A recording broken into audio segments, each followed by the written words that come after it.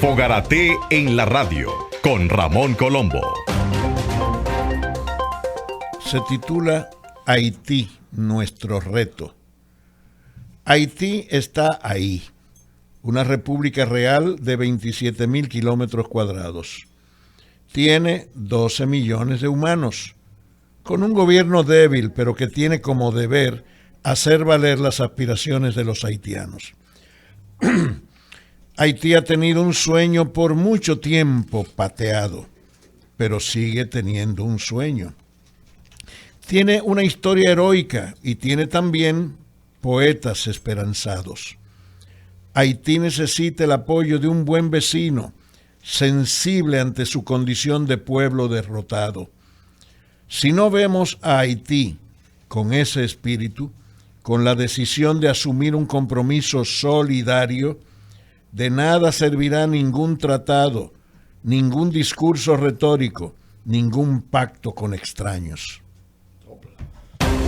Fogarate en la radio con Ramón Colombo. Bien, seguimos en el rumbo de la tarde. Aquí están los poderosos. Aquí. Y hemos hecho contacto con el presidente y coordinador general de la Asociación de Fiscales de la República Dominicana, el doctor Francisco Rodríguez Camilo, a propósito de la situación que se planteó en el seno de la Procuraduría General de la República con la destitución de quien ocupaba la posición de inspector y la juramentación del nuevo incumbente en esa posición. Buenas tardes, doctor. Buenas tardes. Francisco Rodríguez. Muy buenas tardes para todos ustedes. Un abrazo fraternal hoy en el programa. Gracias. ¿Qué significado tiene esta desvinculación, destitución o cancelación de este funcionario y además qué implicaciones para su carrera pudiera tener? Sí, buenas tardes a toda la teleaudiencia, la audiencia del programa. Gracias. Mire, se trata no de una destitución como Ministerio Público, sino una destitución del cargo. Del cargo de inspector, correcto. Del director general de inspectoría del Ministerio Público. Un cargo que, como su nombre lo indica, debe de ser para una persona, obviamente, que tenga conocimiento profundo de todo el Ministerio Público y que tenga ciertos niveles de ecuanimidad y para poder sopesar situaciones que se dan a lo interno de la institución, con los ministerios públicos y con el personal administrativo. Resulta que la designación del magistrado Juan Medina devino una decisión que vimos en principio el interés de crear cierto nivel de cambio en la forma de manejar la inteligencia de inspectoría interna. Sin embargo, en el devenir del tiempo el cargo le fue resultando muy grande. Aquí viene la máxima popular de que quiere conocer a Cabito, dale un carguito. Lamentablemente el cargo le quedó muy grande y empezó iniciando con maltratar a los fiscales que eran sujetos de cualquier denuncia. No importa si tenía asideros o no asideros, pero cualquier denuncia. Entendiendo prácticamente y convirtiendo a los demás compañeros fiscales como si fueran blancos de ataques directamente desde la inspectoría, a veces sin ni siquiera existir una denuncia. Esto resultó en muchas quejas de parte de los fiscales que nos llegaban a nosotros como gremio, y nosotros lo transmitimos inmediatamente al Consejo Superior del Ministerio Público y a la Procuradora General. Recuerdo que hicimos 2 comunicaciones dirigidas a buscarle una vuelta al problema de inspectoría, y la última comunicación que le hicimos, que es del mes de abril, le establecimos de manera clara a la magistrada que era necesario que en la inspectoría se colocaran personas que tuvieran la capacidad y calidad para manejar ese departamento, puesto que estaba resultando muy chocante la forma en que se estaba atropellando a los fiscales sin necesidad, puesto que la norma constitucional, como la norma legal, establece un respeto al debido proceso. De ahí vinieron muchas confrontaciones que ustedes la pudieron ver en los medios. Claro. fiscal del Distrito Nacional, con titulares de diferentes jurisdicciones, de manera que a veces llegaba y allanaba él directamente las oficinas de esos titulares en las fiscalías, y muchas veces se llevaba hasta documentos, expedientes, que al final no sabemos si volvieron o en qué forma volvieron a esos despachos.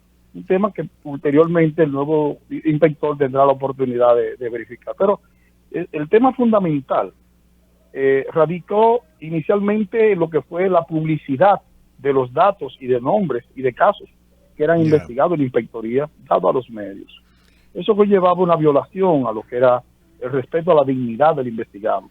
Nosotros mismos, por norma procesal penal, tenemos claro que no debemos publicar los nombres e identidad de las personas imputadas que estamos investigando. Entonces, con más razón, a los fiscales, y nosotros en una reunión con la procuradora y delante de él le dijimos, le establecimos al inspector y a la procuradora, eso, usted viene del sistema de justicia, de la Procuraduría de la Suprema Corte, magistrada Miriam. Usted ha visto un solo juez puesto en la palestra pública, y hay miles de jueces, hay cientos de jueces investigados. Una pregunta, ¿cómo es posible que con esa conducta este hombre haya permanecido 17 años en el cargo, a pesar del rechazo? No, él tiene 17 años como Ministerio Público. Como Ministerio Público. Como no como inspector. En el cargo de inspector, ¿qué tiempo tenía? Como inspector llegó llegando a la magistrada Miriam. La magistrada Miriam lo designó. Lo designó como inspector hace unos 2 años. Y desde que inició, bueno, él viene, después de que él fue el fiscal en la región de Samaná, luego estuvo en Villa Altagracia, luego estuvo en otras dependencias del Ministerio Público, y allí realizó sus labores de Ministerio Público. Doctor. Fue subido a procurador adjunto y ocupó esa posición. Doctor, independientemente de la sustitución como director del área de inspección de la Procuraduría, ¿qué consecuencias pudiera traerle, además de esa? Evidentemente es una sanción al ser sustituido, ¿no? ¿Qué otras medidas pudieran ser tomadas en su contra? Mire, nosotros planteamos a la magistrada Miriam en la última comunicación el hecho de valorar y analizar ese departamento incluso completo. En el caso muy particular, fue un primer llamado verbal que le hizo la magistrada, se llaman amonestaciones en términos disciplinarios, le hizo una amonestación verbal delante de nosotros mismos. Y luego le hizo, ustedes recuerdan que salió en los medios, una amonestación por escrito, ordenando a la inspectoría y a la dirección de comunicaciones de manera determinante que se prohibiera la publicación de informaciones acerca de investigados y inspectorías, porque era el modo operandi y la forma en estos días. Luego entonces, al continuar la situación, parece que hubieron algunos otros elementos por ahí. Salieron bien uno de los medios que hablaban de que había incursionado en la oficina de un procurador adjunto, inconsultamente y en hora nocturna. Y eso obviamente parece ser lo que rebosó la copa. Pero es un tema que salió en los medios. Pero eso implica, obviamente, dentro del orden disciplinario, entra eso. Después de la amonestación verbal y por escrito, fácilmente viene otro proceso que podría ser hasta la destitución, dependiendo de la gravedad de los hechos. Pero la conducta, si es así, y de documentarse así, sería una conducta grave y muy grave. ¿Y dónde, ante qué organismo se debatiría o se vería, ¿no?, esta acusación para que terminara en una destitución? Bueno, en cuanto a los asuntos, prácticamente la señora procuradora tiene la responsabilidad respecto a tomar la medida correspondiente y lo presentaría ante el Consejo Superior del Ministerio Público, que tendría la facultad definitiva de separar, puede separar de la posición del Ministerio Público, como puede suspenderlo, puede tomar las medidas que están dentro de las normas establecidas en el reglamento disciplinario. Obviamente, él no se ha informado si él mantiene la posición del procurador adjunto todavía, porque él fue designado. Fue designado por decreto, ¿no? Ajá. Entonces, al ser designado de esa ¿Por esa decreto forma, pues o en la cuota que le toca a la Procuraduría? Porque hay una cuota de la Procuraduría y una cuota de decreto. sí, hubieron 7 procuradores Sí. designados por el presidente de la República, conforme a la Constitución y establece la ley orgánica, Ajá. y los 7 de la Procuradora General. Sí, Y lo él que digo, entró recientemente- entonces, él entró por decreto. Sí, y recientemente 2 de esos que entraron por decreto, que no son de la carrera, fueron sacados de la Procuraduría como adjuntos y enviados a otra dependencia del Estado, y se designaron en sus posiciones a 2 de carrera. Ok. Entre ellos, quien que fue ocupa ahora la... seleccionado Exacto. sí, de inspector general. Se refiere O sea que- usted al A Viterbo doctor Cabral. Cabral González, José Él- Viterbo Enrique Cabral González. Correcto, fue fiscal titular de Salcedo, luego fue subido a procurador de corte, estuvo un tiempo en Santiago, luego como interino en San Francisco de Macorís, hasta que hace un par de meses fue designado como presidente del Tribunal Disciplinario del Ministerio Público, que es el tribunal donde van a parar las decisiones o dictámenes ya dados por el inspector general. Por su, Antes tiene conocimiento. por su trayectoria del nuevo inspector, ¿cómo valoraría usted esta designación? Bueno, el magistrado Cabral tiene un temperamento que nosotros lo valoramos apto para ocupar esa posición. Es sopesado, tranquilo, y tiene la experiencia en el Ministerio Público, sobre todo. Conoce a todo el Ministerio Público, es de larga data. Y al mismo tiempo, nosotros esperamos que él cumpla de manera muy puntual con lo que es el reglamento disciplinario, con la ley orgánica, y que podamos caminar de la mano en el adecentamiento del trabajo del Ministerio Público. Una jornada que hemos ido llevando con la magistrada Miriam Germán, el gremio se ha incorporado a todo eso, y queremos pues dar a la sociedad un producto acabado que sea realmente lo que la sociedad espera de un Ministerio Público pulcro, digno, integrado. Todos los ministerios públicos de este país son, por lo regular, trabajadores incansables. Nosotros no tenemos horas ni días para trabajar, y eso implica también un respeto a lo que es el trabajo del Ministerio Público. Por eso no aceptábamos bajo de ninguna manera que el inspector general quisiera barrer el piso con los fiscales que eran denunciados por cualquier disparate. Mire, le pongo un solo ejemplo. Un fiscal que vive en Montecristi era denunciado por una persona que fue por una querella de que fulano tuvo un tema con un vecino. El fiscal supuestamente tomó una decisión a favor de uno de los 2 vecinos, pues ya iba y se querellaban contra ese fiscal porque supuestamente favoreció al otro vecino. Entonces ya eso implicaba que llamaran a este fiscal de Montecristi para que se trasladara aquí a la oficina, a la sede de la Procuraduría, para ellos comunicarle que hay una querella en su contra y que tiene 10 días para producir un escrito de defensa. Y nosotros decíamos, pero por el amor de Dios, eso con una llamada que usted le haga a ese fiscal, o un correo que usted le envíe, el mismo fiscal desde allá, desde su despacho, puede mandarle el informe relativo a ese proceso. Eso implicaba gastos, dejar sola una fiscalía para que ese fiscal pudiera darle y complacer a la inspectoría, lo cual es improcedente, es inviable, antieconómico y además distorsiona el papel del Ministerio Público. Doctor Camilo, hay unas declaraciones suyas publicadas hoy en la prensa, en varios medios digitales, que dicen que los representantes del Ministerio Público, estoy leyendo, amenazan con paralizar sus funciones si el gobierno no les entrega a la Procuraduría General de la República los recursos necesarios para el plan de retiros, pensiones y jubilaciones.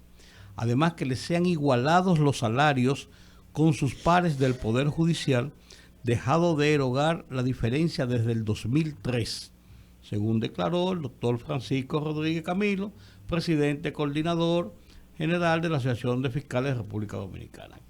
¿Cuál es esa situación?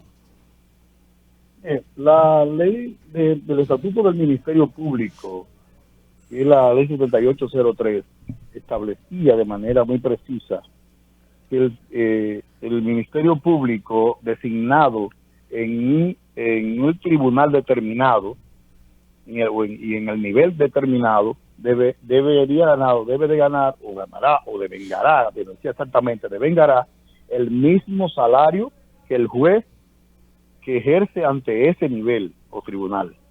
O sea que un fiscalizador debería estar ganando lo mismo que un juez de paz. ¿Y cuál es la diferencia? ¿Cuál es la diferencia? Sí. Del cielo a la tierra. Pues un fiscalizador, por ejemplo, el caso de los fiscalizadores, que es el primer eslabón dentro de la carrera del Ministerio Público, está ganando hoy día 76,000 pesos. Le vienen saliendo de un salario bruto de 99 en el grado 2 de fiscalizador, o el grado mayor de fiscalizador. Hay otros que ganan un poquito menos, de acuerdo al grado. Entonces usted se imaginará un fiscalizador que tiene en sus manos casos graves, porque inclusive tenemos fiscalizadores que están en especializadas, como el PETCA, la misma persecución de la corrupción, lavado de activos, en abusos sexuales, en trata y tráfico. Y esos muchachos nuestros son muchachos que trabajan, dan la talla, trabajan, botan el forro, pero no se le compensa de manera debida. Entonces, desde el 2003... ¿Cuánto gana el juez a que usted hace referencia en este caso? Un juez de paz está ganando de manera líquida más de 125,000 pesos. Ya. Líquido. A eso usted le suma los incentivos que recibe el juez, combustible, compensación y horas extras. Entonces, eso viene llegando un salario que es prácticamente el doble de lo que ganaría un fiscalizador. Y igual pasa con los procuradores fiscales y los jueces de primera instancia, y así lo de corte. Imagínese usted a nivel de la Suprema Corte de Justicia. Un juez de la Suprema Corte de Justicia está ganando actualmente 325,000, 350,000 pesos, sin los incentivos. ¿Qué gana Jenny Berenice Reynoso? Jenny Berenice Reynoso, como Procuradora General de Corte, que es en un proceso especial, en un momento especial está como adjunta a la Procuradora, pero eso es transitorio. Su salario real es de 175 pesos al día de hoy. 175,000. Perdón, 175,000 pesos al día de hoy. Y usted dirá, una mujer fajadora, trabajadora, incansable como Jenny Berenice, ¿es justo que un Estado como el nuestro la tenga subsumida con un salario de miseria, con un seguro médico que no le da ni para cubrir siquiera lo que es un internamiento de 10, 15, 20 días, que no tiene más medicamento, con un seguro que no tiene medicamento más que de 13,000 pesos? Y usted sabrá, como es la situación, que las enfermedades propias de los funcionarios como Ministerio Público son bastante fuertes, son terminales, muchas de ellas, cálculos renales, presión arterial, cánceres, etcétera, etcétera, adquiridos producto del esfuerzo del trabajo y del estrés. Entonces, no es posible. En 2 cajitas de pastillas se va eso. Y entonces, eso es una vez al año. 13,000 pesos una vez al año. Doctor Rodríguez, ¿se han reunido, se ha discutido el tema? ¿A qué acuerdos han llegado? Porque yo veo aquí en la información que le estoy citando que ustedes han emprendido acciones de intimación desde el presidente de la República, al Consejo Superior del Ministerio Público, a la Procuraduría General de la República. O sea, ustedes están haciendo intimaciones directas a esas entidades. ¿No ha habido un curso de conversaciones, de negociaciones, si se diría, de promesas, o eso está en el aire? Mire, nosotros, en la información que usted puede leer y observa lo siguiente: nosotros planteamos de manera clara que no queremos llegar al último extremo de tener que paralizar los tribunales de la República. Pero si la presidencia o el Ejecutivo, a decirlo así, el Poder Ejecutivo, que es el que maneja los fondos presupuestarios del Estado, que es el que recibe los impuestos que yo pago, que paga ustedes, que paga toda la población, y lo que ingresan a la Procuraduría General de la República, no entrega los que por ley le corresponde al Ministerio Público, conforme a la ley 19404, que le correspondería el 1.44%, para poder operar mínimamente y cumplir con las responsabilidades internas y externas que tiene el Ministerio Público, entonces estamos comprometiendo seriamente la independencia del Ministerio Público. Ha sido una mala práctica. El Ministerio Público es independiente desde el surgimiento de la República por norma legal. Ahora, en la práctica, los gobiernos que hemos tenido han tratado y han logrado en muchas ocasiones arrodillar al Ministerio Público como tal, manteniéndolo como la cenicienta del sistema de justicia. De ahí, por eso no le dan los recursos suficientes. Por eso no le estuvieron dando los recursos suficientes al Poder Judicial, que le están dando, y ellos prácticamente no se quejan tanto, pero al Ministerio Público es la cenicienta del sistema de justicia. ¿Cuántos fiscales hay en el país? Somos 1.237 fiscales de carrera al momento. Okay. Entonces, y a eso usted le suma un personal de 900 y pico, de 9.000 y pico de empleados administrativos, más el personal penitenciario, más los presos, que son como prácticamente dependientes de la Procuraduría, porque hay que mantenerlo, hay que alimentarlo y tenerle espacio donde custodiarlo. Doctor.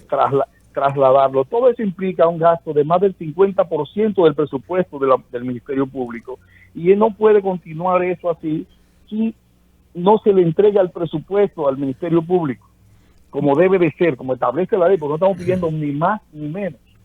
Entonces, el Ministerio Público en su conjunto, todos los fiscales de este país, lamentablemente nos veremos abocados de manera decidida y firme a paralizar el sistema de justicia del país.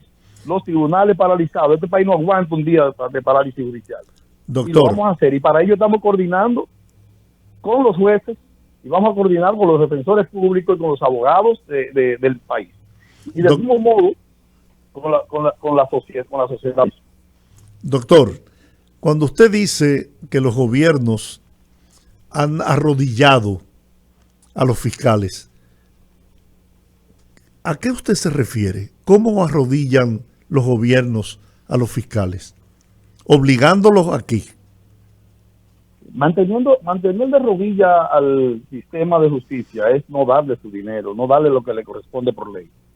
Porque cuando un poder extra o un órgano extrapoder, como sería el Ministerio Público y como lo es el Poder Judicial, no le dan los fondos necesarios, estarían prácticamente arrodillándolo. No podrá desarrollar su trabajo de manera adecuada, de manera decente, de manera correcta, como debe de ser, y poder producir una investigación acabada de un proceso. A mí que hay que mendigar, hay que estar mendigando ante el Poder Ejecutivo un dinero que por ley le corresponde entregar a la institución. Yo entiendo. Y eso es ponerlo de rodillas, eso es arrodillarlo, eso es ponerlo a mendigar. Yo tengo otra visión de lo que es poner a una persona de rodillas.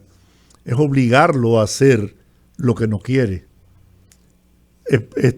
Apretándolo, como se diría, desde el punto de vista económico. Por eso le decía que en ocasiones hay quienes han cedido ante esa presión.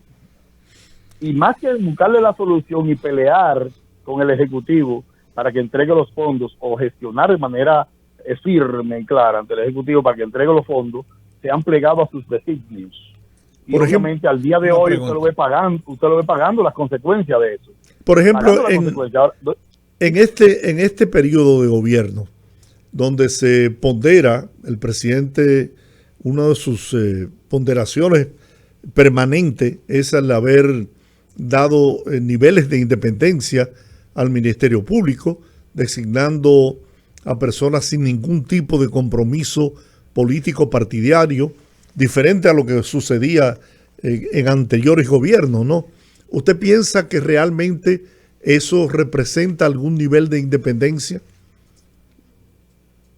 La designación de la magistrada Miriam Germán Brito, siempre lo dijimos y así saludamos al presidente, inclusive cuando anunció la decisión de colocar a doña Miriam, le felicitamos y lo saludamos porque entendíamos que era lo mejor que podía pasarle al Ministerio Público en esos momentos de transición.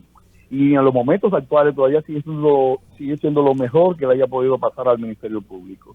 Doña Miriam Germán es una joya, es un diamante para el Ministerio Público y que tenemos que lograrlo, pulirlo, pulirlo bien, pero para que se pueda pulir y brillar bien ese diamante, que es el trabajo, que es esa impronta que ella habrá de dejar en el Ministerio Público, el presidente de la República tiene que entender que su barco insignia, su estrella brillante, que es el Ministerio Público, así tienen anuncios del Ejecutivo diciendo que la independencia del Ministerio Público garantizada. Entonces, para garantizar la independencia, tienen que darle el dinero que necesita el Ministerio Público. Ok, una pregunta. Usted ha hablado de las, digamos, de las carencias, de las limitaciones de naturaleza económica que han afectado durante mucho tiempo al Ministerio Público. El Ministerio Público, cuando emprende la investigación de un hecho, ¿verdad?, de cualquier suceso, pues necesita la concurrencia de organismos públicos y privados que colaboren con esa investigación. ¿Ustedes han tenido esa garantía en su trabajo? La colaboración de otros, digamos, de otros espacios del poder público en el país. El Ministerio Público siempre ha contado con la asistencia de los organismos que están obligados a brindarle asistencia, que son la Policía Nacional, las Fuerzas Armadas, órganos financieros, dependiendo del caso a investigar. El tema está en lo siguiente, el tema está en que el Ministerio Público necesita propiamente tener sus propias estructuras investigativas, su propia, lo que llamamos policía técnico judicial, que estuvo inicialmente en la ley orgánica y luego la sacaron de la ley orgánica, sí, porque hubo un choque ahí con la Policía Nacional que no entendía la dinámica. Conozco eso porque en México es así. El Ministerio Público tiene sus propios mecanismos de investigación. Es así. Entonces, fíjese, hay casos importantísimos que están actualmente en los tribunales que pudieron tener un resultado todavía mucho más efectivo si el Ministerio Público hubiese tenido sus propias estructuras montadas y establecidas y financiadas, pero no tiene los recursos. Mire, mi querido hermano, amigos, para un Ministerio Público tener que trasladar de un lugar a otro pueblo, a buscar información sobre un hecho y caso, tiene muchas veces que irse en su propio vehículo, pagar sus propias necesidades, porque a veces no hay los recursos necesarios para ello. No lo hay. No, así no se puede. Así no se puede. No, definitivamente así no. No, porque además entonces, eso pone a las puertas de la corrupción. Pero además es un funcionario público. Sí, eso por favor, el Ministerio Público es un funcionario del orden constitucional. Claro. Y eso tienen que entenderlo, el gobierno tiene que entenderlo. Tiene que ser cubierto en sus gastos, claro que sí. Por eso no puede tocar a un solo miembro del Ministerio Público, el Poder Ejecutivo ni el Congreso puede tocarlo, porque no tenemos independencia institucional real. Y es el Consejo Superior del Ministerio Público quien tiene la facultad para poder decidir sobre la suerte de un Ministerio Público. Bueno, muy bien. El Consejo Superior lo escogen todos los fiscales partiendo de los criterios que se puedan plantear. Pero lo que queremos dejar en la mente y en el corazón de la gente que escucha este importante programa es que el Ministerio Público lucha primero por la integridad, por la honestidad, por lo que es la dignidad, el respeto a la dignidad de los fiscales, a lo interno de la institución y hacia afuera. Que hacemos nuestro trabajo apegado a las normas y que para ello, para lograr la máxima expresión de independencia de la institución como tal, necesitamos que se le asignen los recursos a la Procuradora General de la República para que se pueda realizar las labores que queremos realizar. Gracias. Muy bien. Doctor Francisco Rodríguez Camilo, presidente y coordinador general de la Asociación de Fiscales de la República Dominicana. Mire, gracias por esta exposición que usted ha hecho esta tarde en nuestro programa. Bien, estamos a sus órdenes siempre. Muy bien.